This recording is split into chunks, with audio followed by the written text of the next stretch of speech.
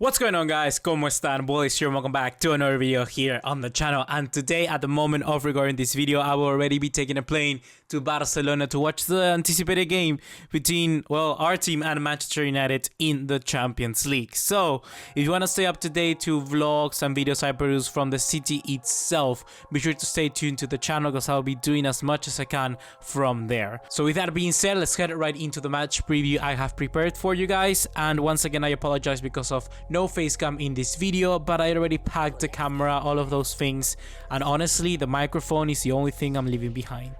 And one more thing before starting off this video, be sure to check out our friends at Golazo Jersey. Links are also going to be in the description down below. They are a very good place to get cheap, reliable, quality footballing kits, so go there and get yours.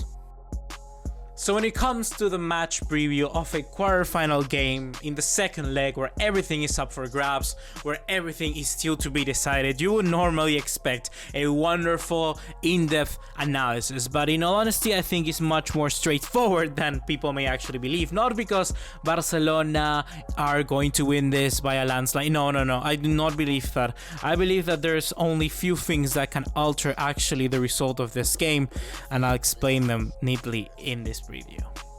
So I guess that the very first thing that can influence hugely this game is that Barcelona were able to rest as many of their first team players as they could, because only truly Jordi Alba, Marc-André ter Stegen, Coutinho and Arthur saw some kind of featured in their game against Huesca 0-0.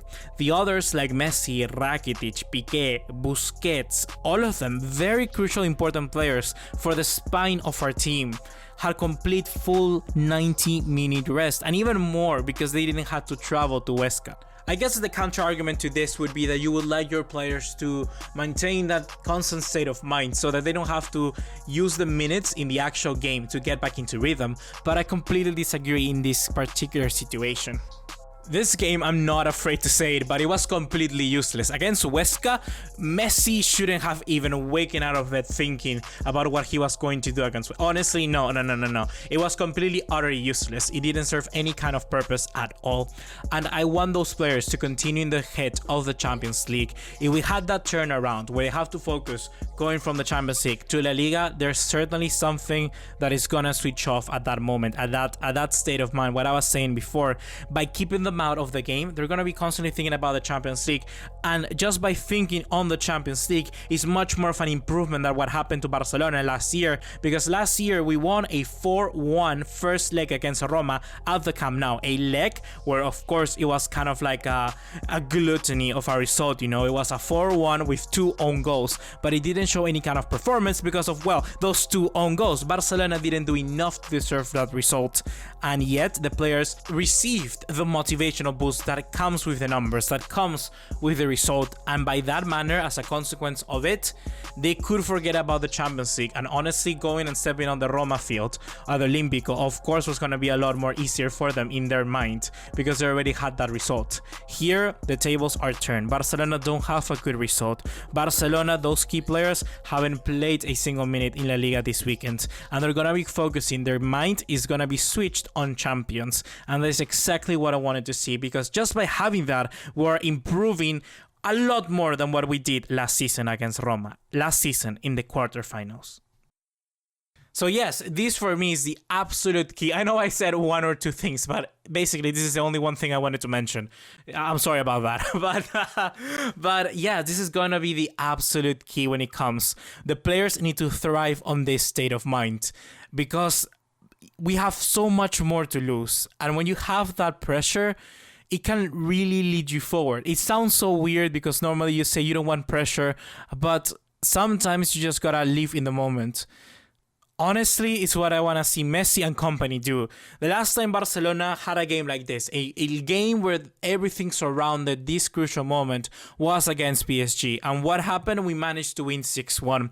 Barcelona need to be able to replicate an atmosphere completely focused around in this game. We need to thrive on that pressure, and we need to completely live in this moment. We cannot forget where we are, because it's the quarterfinals of the Champions League, and any team at these stages of the competition can be a team that can knock you out. And that goes also for Liverpool, honestly, because Porto, they have Hector Herrera back, they got Pepe back, so I don't know.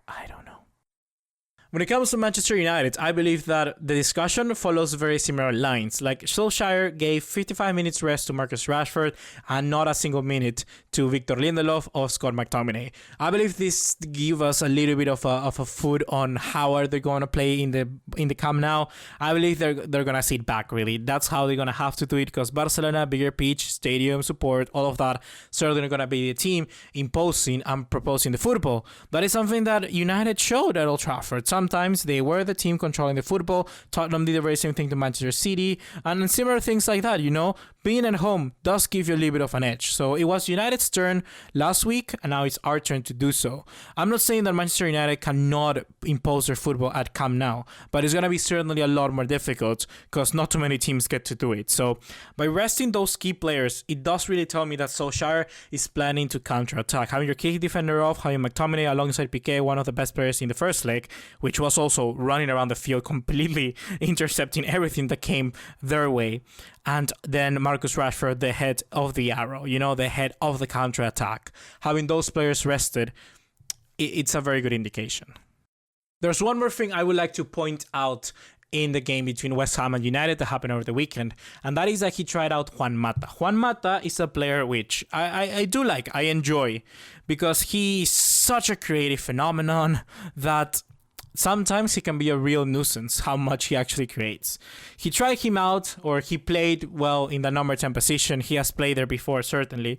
But the thing here is that if he was to play against Barcelona, I don't really see any negatives. I really, really don't. Because if they're going to be sitting back, he can still cover up space, Juan Mata, especially in a game like this. He's going to be motivated to run a little bit more.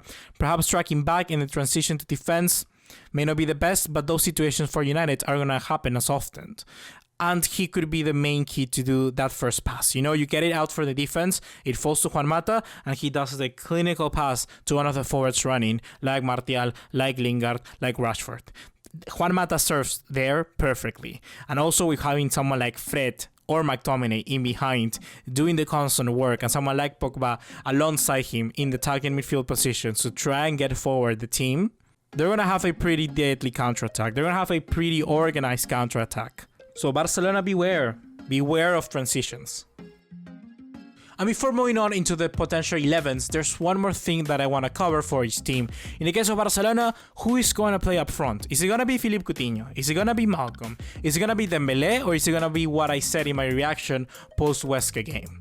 I am tending to incline that Barcelona are going to go with a 4-4-2, which is completely the wrong move. I say it from now. But having both Semedo and Sergio Roberto rest in the weekend does give me a little of an indication that perhaps they may feature in this game. It's not the end of the world, certainly, but it's not what we want in attack. Perhaps Valverde doesn't feel that Malcolm is ready, even though he is, and Dembélé isn't either. So Sergio Roberto perhaps is going to be his wild card. I don't really trust it. I don't want it to happen. And yeah, it's just a possibility, guys. So don't start hating in the comments down below. It's just a possibility. In the case with United, the question is, are they even going to go with a back four? Because they don't have a left back. Luke Shaw, let's remember he got a yellow card and he's going to be suspended for this game. Is he going to go with Ashley Young there? Is he going to go with the wing backs? Is he going to go with Diego Dalot as some kind of makeshift left back, or even Marco Rojo? What is going to happen? What is Solskjaer going to do? I don't have too much say in here because I don't know how he thinks. I don't know what are the trends that he's known to use. So I guess that if you're a Manchester United fan, comment down below. I encourage you, and let us know what you think Solskjaer is going to do to solve this situation. So finally, we can get ahead and move into the potential 11s. For Barcelona, I'm going to go with Marc-André ter Stegen as the goalkeeper. I'm going to go with Nelson Semedo for the right. I'm going to go with Gerard Piqué and Clement Lenglet. For the left, Jordi Alba. In the middle of the park, I'm going to go with Busquets, Rakitic, Arthur. And then up top, I'm going to go with Coutinho, Luis Suarez, and Messi.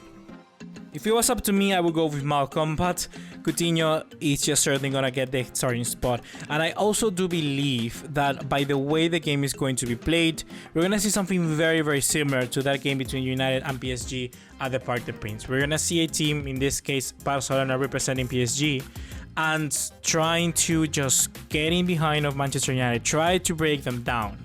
and Coutinho is very good to finding those little pockets of space to move very good in the area, moving in when there's not too much space. Ousmane Dembele and Malcolm, in the other hands, much more Dembele than Malcolm. He requires a little bit of space. He requires a game which is already broken, a game where he has a lot of time to overlap through and running behind, basically. So that is something that may come in the second half, and I want to have that wildcard at the back. I want to have that wildcard that I can put it in and help Barcelona reach an extra gear. That is why I'm not starting Dembele, because off the bench he could be a really good impact player, and they're not gonna see it coming. So with that being said, this is my prediction for Barcelona versus Manchester United. I believe they're going to see a game that's going to start with Barcelona knocking on Manchester United's door. They have pulling out some crazy save or something similar to that is going to be on the newspaper, certainly if they win, which they won't. Because I believe Barcelona are going to win this game 3-0. I hope they know I'm going. They know this is going to be my first game at the Camp Nou, and they're going to put on an amazing performance. I'm really hoping so, because imagine me doing a video of this game and it being like 1-0 or 0-0. How boring would it be? It would be just me like sitting there, no highlights, no anything, just me going like, oh my god, look at it, off the post. Who nobody wants to watch that. I know that Barcelona are going to deliver, and that's why I chose this game. That's what I chose this game 1 month ago to be the first game I'm going to see with my very own eyes. Now just imagine being a team Leo, really imagine. With that being said, guys, hopefully you have enjoyed. Be sure to stay tuned to this channel, subscribe if you're new, because we will be uploading videos directly from Barcelona itself, and most importantly, doing a vlog of our first game at the Camp Nou, watching Barcelona, hopefully, fingers crossed, beat United and progress to the semifinals of the Champions League. So with that, I'm going to be signing off, and I'm going to see you in the next one. Take care. Ciao.